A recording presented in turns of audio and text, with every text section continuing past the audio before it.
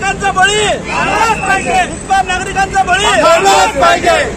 हे सरकार निघालंच पाहिजे, हे सरकार निघालंच पाहिजे। कमिशनखोर सरकारचा कमिशनखोर सरकारचा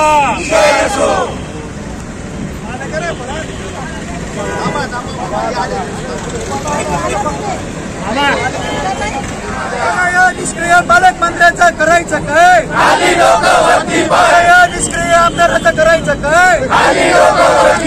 अरे राजीनामा द्या, राजीनामा द्या। अरे नाहीच्या अधिकाराचं करायचं काय? अरे नाहीच्या अधिकाराचं करायचं काय? अरे राजीनामा द्या, राजीनामा द्या। रस्ता बंद करा, रस्ता। अरे लांब साखळी करा रे।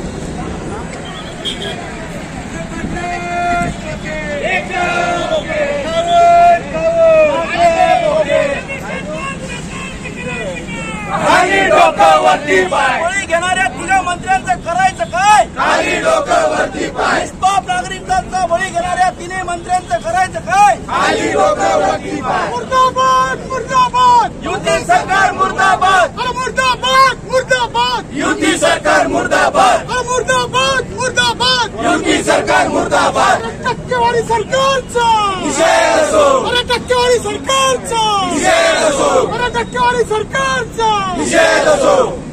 आवाज कुणाचा? आघाडीचा, अरे मुलांना आवाज कुणाचा? आघाडीचा, अरे मुलांना आवाज कुणाचा?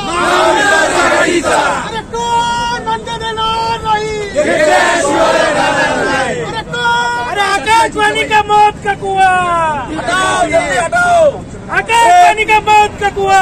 हटाओ, जल्दी हटाओ। कोण म्हणते देणार नाही? घेतल्याशिवाय राहणार नाही। कोण म्हणते देणार नाही? घेतल्याशिवाय राहणार नाही। तीन तिघाळं काम बिघाडा, तीन तिघाळं काम बिघाडा।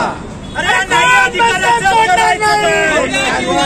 अरे कोण म्हणते तोडणार नाही? तोडल्याशिवाय राहणार। महाराष्ट्रामध्ये महिलांवरती अत्याचार चालू आहे, रस्ते अपघातामध्ये निष्पापांचा बळी जातोय, छत्रपती शिवाजी महाराजांचं अवघ्या 8 महिन्यात तयार झालेलं स्मारक कोसळत आहे।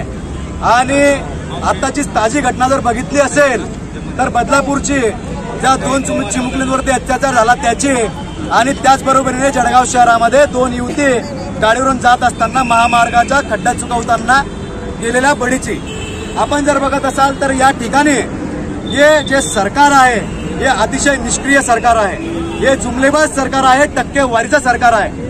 या ठिकाणी जो महामार्गाचं रस्त्याचं काम जळगाव शहरामध्ये गेल्या 2 वर्षापूर्वी करण्यात आलेलं होतं, त्याचं या ठिकाणी लायबिलिटी पिरियड बाकी असताना देखील त्या रस्त्यावरती मोठे मोठे खड्डे पडलेले व त्याच्याच कारणाने गेल्या 4 महिन्यामध्ये इथे निष्पापांचा बळी गेलेला आहे। या निष्पापांचा बळीचा या ठिकाणी हिशोब कोण देणार, त्याला जबाबदार कोण?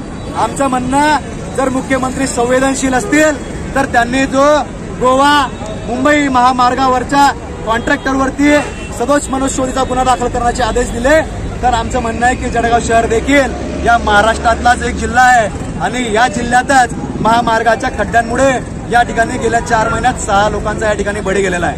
तर आमची मागणी मुळात या ठिकाणी आहे की त्या कॉन्ट्रॅक्टरवरती, त्या अधिकाऱ्यांवरती सदोष मनुष्यवधाचा गुन्हा दाखल करण्याचे आदेश मुख्यमंत्र्यांनी दिले पाहिजेत। पालकमंत्री रोज याच रस्त्याने ये जा करतात, त्यांना हे खड्डे दिसत नाहीत का? इथले आमदार हजारो कोटी रुपयाचा निधी आणण्याचा गवगवा करतात, हे जुमलेबाज आमदार आहेत, त्यांना या ठिकाणचे खड्डे दिसत नाहीत का? आमचा त्यांना या ठिकाणी जाब विचारण्याचा आजचा या सर्व महाविकास आघाडीच्या पदाधिकाऱ्यांच्या माध्यमातून हा एक छोटासा यशस्वी प्रयत्न आहे। जर येणाऱ्या काळात या सर्व गोष्टींवरती जर कधी समस्यांचं निराकरण केलं नाही, या सर्व गोष्टींच्या उपाययोजना केल्या नाहीत तर महामार्ग आम्ही येणाऱ्या 2 दिवसामध्ये जर तो सुधारवला नाही तर आम्ही तो जेसीबीच्या साहाय्याने खोदून काढू, जेणेकरून येणाऱ्या पुढच्या काळामध्ये जीवितहानी होण्यापासून टळेल। 450च्या आसपास बळी या जळगाव शहरातून या ठिकाणी गेलेले आहेत, निष्पाप बळी जात आहेत आणि म्हणून आज प्रशासनाचा बळी घ्यायला यमराज खुद्द या ठिकाणी आलेले आहेत। एक तर तात्काळ समांतर रस्ते चालू करा, बायपास चालू करा, नाही तर त्यांचे बळी घ्यायला आज यमराज आलेला आहे। आणि म्हणून या निष्पाप बळी जाणाऱ्या सरकारच्या विरोधात आज या ठिकाणी आम्ही रस्त्यावर उतरलेलो आहोत। अनेक घटना महाराष्ट्रात करतायत। आश्वारोड पुतळा छत्रपती शिवाजी महाराजांचा या ठिकाणी निकृष्ट बांधकामामुळे या ठिकाणी पडलेला आहे।